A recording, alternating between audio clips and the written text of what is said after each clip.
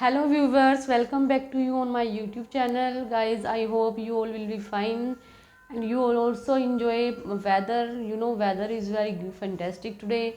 So guys, today I am going to discuss new topic. Guys, I have discussed many topic regarding grammar and regarding some vocab and some ready-made sentence. So guys, today I am going to discuss about IELTS. देखो guys, मेरे कुछ students की queries आई हैं, ma'am आइल्स के बारे में बताओ, थोड़ा सा आइल्स की हमारी स्टार्टिंग करवाओ। सो गाइज, आज मैं सिर्फ आपको आइल्स के बारे में बताना चाहूँगी कि आइल्स होता क्या है, इसको कैसे प्रोनाउंस करते हैं। देखो, in India specially in Haryana student aisles को आईलेट बोलते हैं, आईलेट्स बोलते हैं, आईलेट बोलते हैं। हमें आईलेट करना है जी, ठीक है। वो आइल्स करने आते हैं जबकि उनको आइल्स की प्रोनाउंसिएशन पता नहीं होती। गाइज, आइल्स में टी साइलेंट हो जाता है, हम टी बिल्कुल ख़त्म करके इसको आइल्स बोलते हैं, ठीक है। सो अब मैं आपको बताने वाली हूँ आइल्स की फुल फॉर्म। देखो, IELTS, हम इसमें से टी बिल्कुल साइलेंट कर देते हैं, हम इसको आइल्स प्रोनाउंस करते हैं, आइलेट प्रोनाउंस नहीं होता ये, ठीक है। अब देखो, एक एक वर्ड का यहाँ पे मीनिंग है कि इसको आइल्स क्यों बोला गया है, इसका नाम आइल्स क्यों रखा गया है, ठीक है। I means international English, E means English, L means language, T means testing, S means system. Means international English language testing system. That is the full form of IELTS. I think guys you got it, the meaning of IELTS. अब guys मैं आपको बताने वाली हूँ कि IELTS में कितने modules होते हैं और उस मॉड्यूल्स में हमें कैसे कंप्लीट करना होता है, कैसे टास्क कंप्लीशन करना होता है, ठीक है। देखो guys, there are 4 modules in IELTS. First module is that reading, first module reading, second listening, third writing, fourth speaking. देखो गाइस, 4 मॉड्यूल होते हैं, reading, listening, writing, speaking. Reading means read करना, किसी भी आपको कोई 3 पैराग्राफ दे दिए जाएंगे।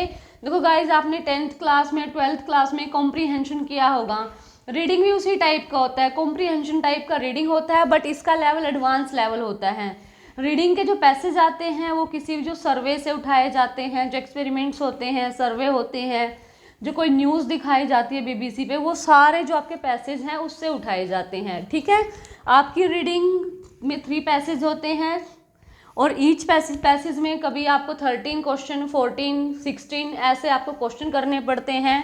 रीडिंग में टोटल 40 क्वेश्चन होते हैं गाइज, और ये 40 क्वेश्चन के टोटल 9 बैंड होते हैं, और 9 बैंड में से डिपेंड करता है आपको 5 लेने हैं, 6 लेने हैं, 7 लेने हैं या 8 लेने हैं, ठीक है। 3 पैसेज में डिवाइड होता है, और इसमें जैसे क्वेश्चन की टाइप होती है, ट्रू फॉल्स क्वेश्चंस आते हैं, कॉन्ट्राडिक्शन क्वेश्चंस आते हैं, फिलर्स आते हैं, सिनोनियम्स आते हैं, सिमिलर वर्ड फिल करने आते हैं, इस टाइप के। मतलब ये नहीं कि आपको क्वेश्चन आंसर फाइंड आउट करने हैं, आंसर दे दिया आपने फाइंड आउट कर लिया, ऐसा नहीं होता।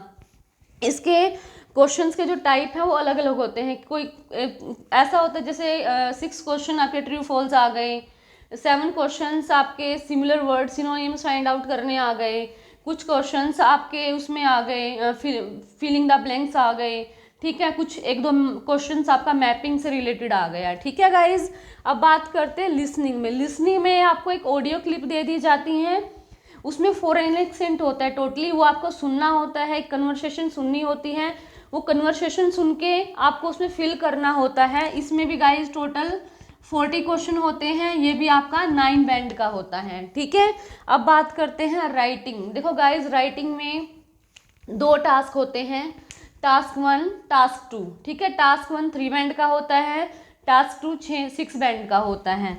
अब देखो, टास्क जो आपका 1 होता है वो होता है आपका graph writing, and then task जो 2 है आपका वो होता है आपका ऐसे राइटिंग। ग्राफ आपका 3, ऐसे आपका 6, टोटल कितना हुआ 9 बैंड आपका बन जाता है। अब बात करते हैं स्पीकिंग। गाइस जो आपकी स्पीकिंग होती है वो 3 सेक्शन की स्पीकिंग होती है, 3 सेक्शन होते हैं आपकी स्पीकिंग में। जो आपका फर्स्ट पार्ट होता है, फर्स्ट पार्ट आपका इंट्रोडक्टरी पार्ट होता है, उसमें इंट्रोडक्शन आपसे आपके जो पर्सनल क्वेश्चंस हैं, लाइक एज आपकी क्वालिफिकेशन है, फैमिली बैकग्राउंड है, आपकी हॉबीज़ हैं, हैबिट्स हैं, आपका एम है, इस टाइप के क्वेश्चंस पुट किए जाते हैं, ठीक है, फर्स्ट पार्ट में। उसके बाद स्पीकिंग के सेकेंड पार्ट में आपको एक क्यू कार्ड टॉपिक दे दिया जाता है। उस टॉपिक को आपने फाइनल में कंप्लीट करने के लिए आपको 40 सेकंड मिलते हैं, ठीक है। वो टॉपिक आपको कॉन्टिन्यूसली 2 मिनट बोलना होता है, ठीक है। अच्छा, इसमें आपकी चीज़ें मैटर करती हैं। एक तो आपकी फ्लुएंसी होनी चाहिए। फ्लुएंसी का मतलब कि इतनी स्पीड रखो कि अगले बंदे को समझ आ जाए।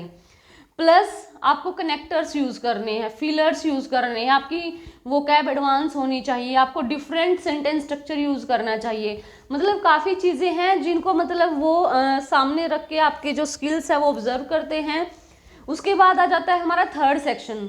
थर्ड सेक्शन में क्या होता है, क्रॉस क्वेश्चनिंग होती है। जो आपने क्यू कार्ड टॉपिक बोला है उसी में से वो क्वेश्चंस पुट करते हैं। अगर मान लो आपका क्यू कार्ड टॉपिक आ जाए, describe your last visit in any historical place, तो उसी में से वो आपका मतलब क्रॉस क्वेश्चनिंग करेंगे।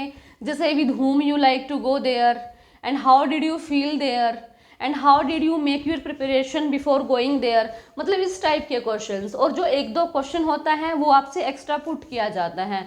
आई थिंक आपको समझ आ गया होगा ये these all things about your IELTS exam, ठीक है। आइल्स एग्जाम डिपेंड करता है आपकी प्रैक्टिस पे, आपकी इंग्लिश स्किल्स पे, आपकी प्रोनाउंसिएशन स्किल्स पे, ग्रामेटिकली कमांड, वोकेबलरी कमांड, काफ़ी चीज़ें इसमें जो प्रेफर करती हैं और वही चीज़ें आपका बेंड स्कोर एनहेंस कराती हैं। Okay, I think that's enough for today and guys please please subscribe my channel, share my videos and like my videos also for getting more information. Thank you. Have a nice day.